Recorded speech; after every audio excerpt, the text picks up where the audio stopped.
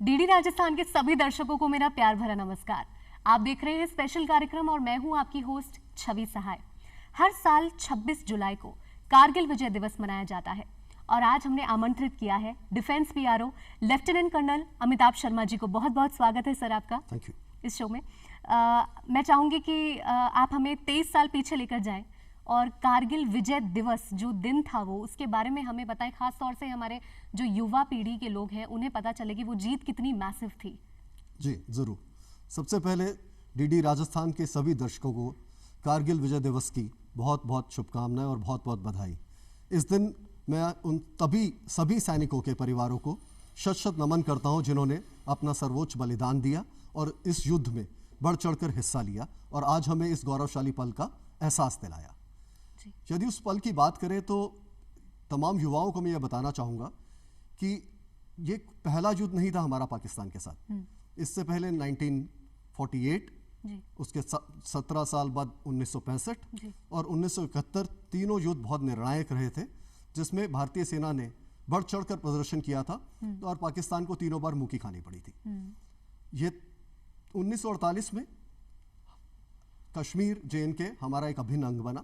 1965 में भी एक बेहतरीन जीत दर्ज की और 1971 एक रिमार्केबल माइलस्टोन रहा, जहां ना खाली हमने अपने पड़ोसी देश बांग्लादेश को आज़ादी दिलाई, बल्कि किसी भी वर्ल्ड वॉर के बाद किसी भी रेगुलर आर्मी का ये सबसे बड़ा सरेंडर था जो कि जीत हमें हासिल हुई। पर उसके बावजूद पाकिस्तान की सेना ने दोबारा हिमाकत की और 1999 में हमें कारगिल युद्ध के लिए दोबारा मजबूर किया, जहां उन्हें फिर मुंह की खानी पड़ी। तो इस तरह से ये बात शुरू हुई। तो ये बहुत ही ऐतिहासिक था। कारगिल युद्ध के बारे में बात करें तो ये मई 1999 से लेके 26 जुलाई 1999 तक चला। तो 26 जुलाई, क्योंकि 26 जुलाई को फाइनली उनके तमाम पोजीशंस जहां पे उन्होंने हथियाए थे वहां से उनको वापस खदेड़ पाए हम और वो निकले वहां से, इसलिए 26 जुलाई को कारगिल विजय दिवस के रूप में मनाया जाता है। जी। ये बहुत ही ऐतिहासिक बैटल थी जहां पे जूनियर लीडरशिप ने बेहतरीन प्रदर्शन किया। यह गाथा शौर्य, वीरता, बलिदान की है। अनेकों हमारे सैनिक जूनियर लीडरशिप के नाम रोशन किया, जिसमें कैप्टन विक्रम बत्रा हम सब जानते हैं, जो कहते हैं, जिनका स्लोगन बहुत फेमस रहा है कि ये दिल मांगे मोर। कैप्टन मनोज पांडे, उनका बलिदान अगेन सर्वोच्च था। उसके अलावा 2 और परमवीर चक्र थे, ग्रेनेडियर योगेंद्र सिंह यादव, राइफलमैन संजय कुमार और अनेकों महावीर चक्र, वीर चक्र। राजस्थान से हमारे तकरीबन 50 से अधिक सैनिकों ने बलिदान दिया था और उसके अलावा कई हमारे सैनिक घायल भी हुए थे। ओवरऑल तकरीबन 500 सेक्रीफाइस हमारे सैनिकों के थे और तकरीबन 1000 के करीब घायल। और पाकिस्तान के जितने भी नुमाइंदों ने यह कोशिश की थी उन सबको हमको मुंह की खानी पड़ी थी और उन सबका बलिदान हमने एज वापस लिया और अपनी तमाम ऊंचाइयों और अपनी तमाम सीमा सुरक्षा स्थितियों को वापस मजबूत किया। और इसलिए हम इस दिन को आज बड़े गर्व के साथ एक गौरवशाली रूप में कारगिल विजय दिवस के रूप में मनाते हैं। और आपके साथ बैठकर मुझे बड़ा गर्व महसूस कर रही हूँ मैं, और मैं सभी जितने भी हमारे जवान जो उस वक्त शहीद हुए और जो अभी भी सरहद पर हैं उन सबको सल्यूट करती हूँ। सर, मैं आपको सल्यूट करती हूँ। मेरा भी उनको सल्यूट है और उन सब तमाम परिवारों को सल्यूट है जिनकी वजह से आज हमें इस गौरवशाली पल का हिस्सा बने हैं। एब्सोल्युटली। मैं जानना चाहूंगी कि कारगिल विजय दिवस इतना बड़ा दिन है, इतना ऐतिहासिक दिन है और मोमेंट ऑफ सेलिब्रेशन हर जगह होता है, तो किस तरीके से कारगिल विजय दिवस इतने सालों से मनाया जा रहा है? जी, भारतीय फौज का एक बहुत अच्छा इतिहास है कि हम अपने सैनिकों को और उनके बलिदान को सर्वोपरि रखते हैं और उसे भूलते कभी नहीं है। तो एक परिवार की तरह हमारा रिश्ता रहता है हमेशा से और हम अपने बलिदान को हमेशा एक बहुत सोलम तरीके से मनाते हैं। तो कारगिल की जगह पर ही एक बड़ा कारगिल वॉर मेमोरियल की स्थापना की गई और उसके अलावा ये अमर जवान ज्योति स्थल पर दिल्ली में हमेशा एक प्रोग्राम रहता है और पूरे देश भर में जहां भी हमारे वॉर मेमोरियल्स हैं वहाँ हम ज़रूर एक सोलम तरीके से रीत लेंग की सेरेमनी और अपने शहीदों को नमन करते हैं, उनको याद करते हैं। हमेशा से कोशिश रहती है कि उनके परिवारजनों को वहाँ पर बुलाया जा सके, उनको सम्मानित किया जा सके और वो एक हिस्सा अभिन्न अंग की तरह हमारा बनते रहे हैं और हमें उस तरह से शक्ति प्रदान करते रहे हैं और इसी तरह से ये सेलिब्रेशन चलती रही है और आगे भी जारी रहेंगी। जी, हमने कई इंटरव्यूज़ देखे हैं आर्मी ऑफिसर्स के, लेकिन आज आप मेरे सामने बैठे हैं तो मैं आपसे ये सवाल ज़रूर पूछना चाहूँगी कि एक आर्मी ऑफिसर का, आर्मी पर्सनल का अपनी लाइफ में सबसे बड़ा चैलेंज क्या होता है?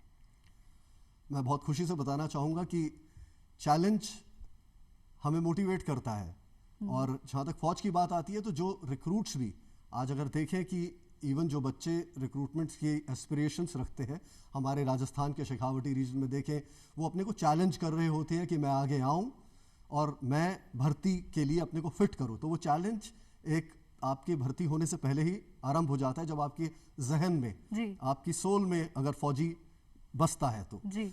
हाँ, मैं ये ज़रूर बताना चाहूँगा कि फौज में आने के बाद एक सोल्जर के लिए काफ़ी चैलेंजेस रहते हैं। वो इस तौर पर रहते हैं कि उनको सबसे पहले नेचर का चैलेंज रहता है, जैसे इन हॉस्पिटेबल क्लाइमेटिक कंडीशंस में उनको रहना पड़ता है, परिवारों से दूर रहना पड़ता है, लंबे अरसे तक उनसे कम्युनिकेशन नहीं हो पाती है, इस तरह की भी परिस्थितियाँ रहती हैं। उसके अलावा ज़रूरत पड़ने पर out of area peace keeping missions में जाना पड़ता है, वहाँ भी दूर दराज फॉरेन लैंड्स में भी वो अपनी सर्विस नेशन के तौर पर दे के आते हैं।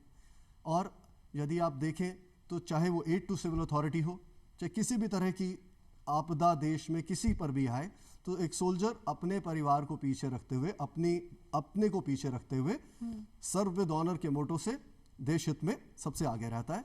तो ये चैलेंजेस ज़रूर रहते हैं, पर वो खुशी से उनका सामना करता है और इस बात का हमें नाज है कि हमारे soldiers one of the best soldiers हैं जी वर्ल्ड में। जी बिल्कुल।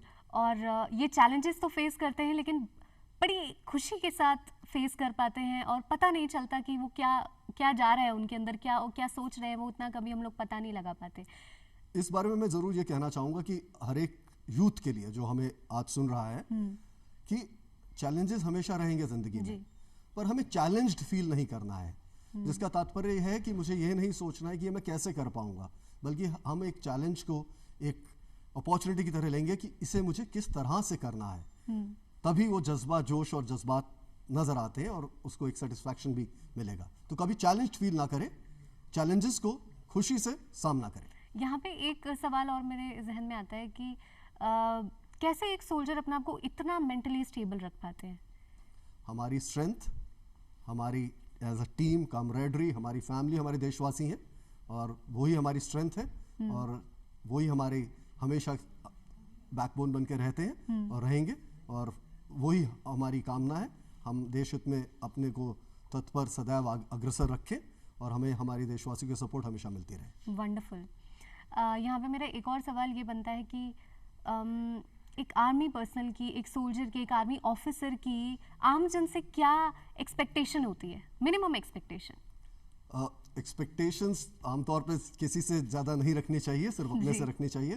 परंतु yes, as an Indian army, Indian navy, Indian air force, किसी भी तरह से एज अ सोल्जर, ऑफिसर, किसी भी पद पर हो, सबसे पहले एक भारतीयता की फीलिंग बहुत ज़रूरी है और वही एक्सपेक्टेशंस होती है कि हमने अगर तमाम बॉर्डर्स को सेफगार्ड करने के लिए अपने को आगे रखा है तो हमारे नागरिक पीस एरियाज को उतना ही सुदृढ़ रखें ताकि हमारा देश एक एज इंडियन, एज भारतीयता में एकजुट रहे और हमारा देश सुदृढ़ बने, सशक्त बने। वो अपना रोल एज अ सिविलियन उसी तरह से एक सैनिक के रूप में अंदर निभाए। वंडरफुल। हमें आज़ाद हुए भी 75 इयर्स कंप्लीट हो जाएंगे इस साल, तो मैं आपसे जानना चाहूँगी कि आज़ादी के अमृत महोत्सव के बारे में आप क्या कहना चाहेंगे?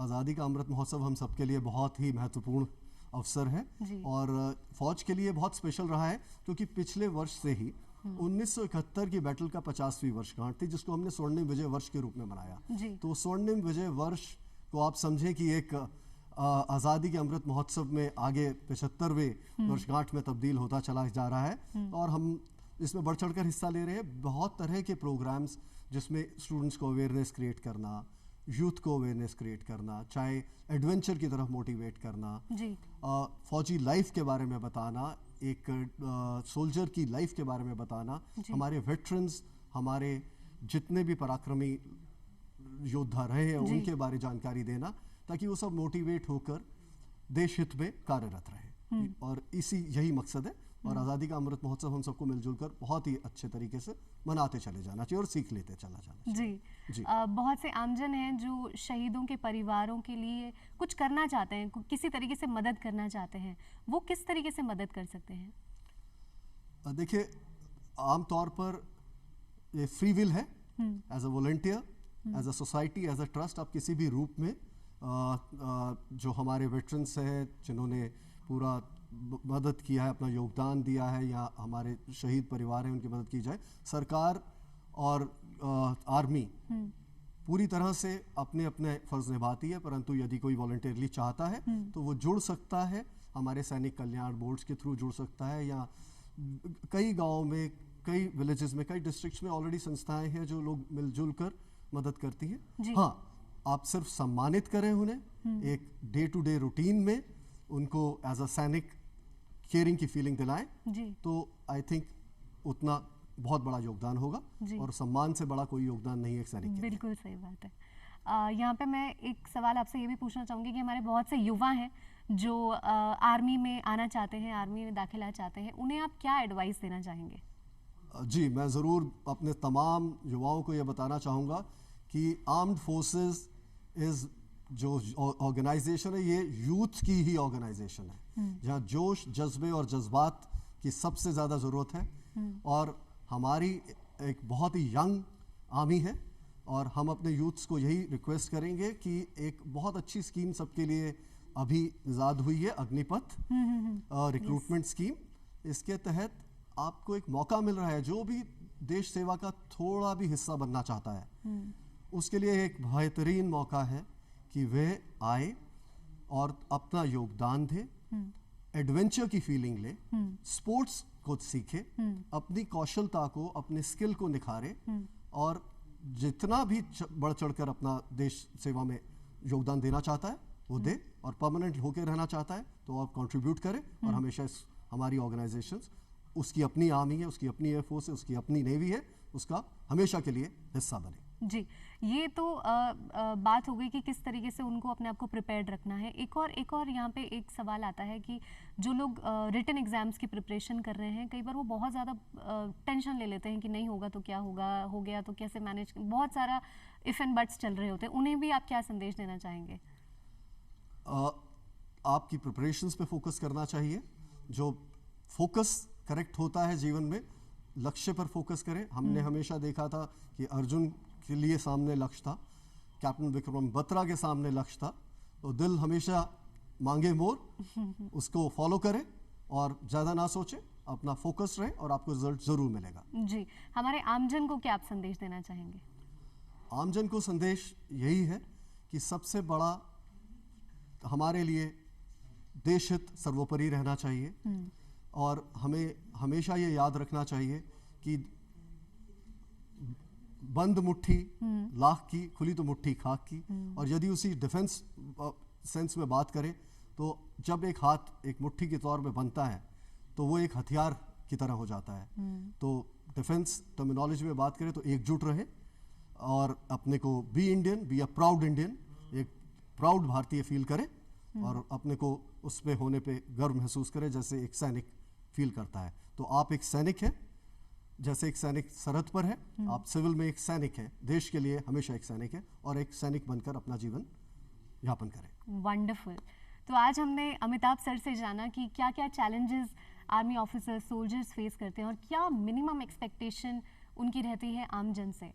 तो हम कम से कम इतना तो कर ही सकते हैं कि हम इज्जत दे सकते हैं, हम सम्मान दे सकते हैं, भरपूर सम्मान दे सकते हैं, बहुत सारा प्यार दे सकते हैं। और अगर आप किसी तरीके से किसी सोल्जर की मदद करना चाहते हैं, कोई शहीद हो गया, उनके परिवारों की मदद करना चाहते हैं, तो सर ने हमें बताए हैं तरीके किस तरीके से आप उनकी मदद कर सकते हैं। बाकी मैं सभी देशवासियों को डीडी नेशनल, डीडी राजस्थान की तरफ से बहुत बहुत शुभकामनाएं देना चाहूँगी कारगिल विजय दिवस पे। बहुत बहुत शुक्रिया आपका। लौटेंगे बहुत जल्द एक और दिलचस्प एपिसोड के साथ में।